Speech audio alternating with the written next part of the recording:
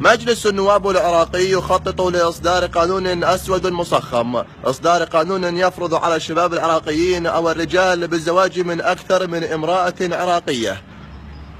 هسه هذا البرلمان الصحيح، هذا البرلمان الكيوت، هسه البرلمان مالنا صار يحكي ويشتغل صحيح، اما قبل كان ما يشتغل صحيح. يعني هسه بحيث انا من اتزوجها حياتي اني احبك وانت تحبيني وان شاء الله ما اخذ عليك، بس ما اقدر، قانون لازم اطبق القانون، انا ما اجي اتزوج عليك والله بس قانون، يعني احنا دولة مؤسسات دولة قانون، تقبلين زوجك يخرق القانون، القانون يقول لازم تتزوج 4، لذلك يعني اعذريني والله اعذريني، انا ما يعني والله احبك اني بس قانون ما اقدر، يعني ما اقدر اتجاوز القانون.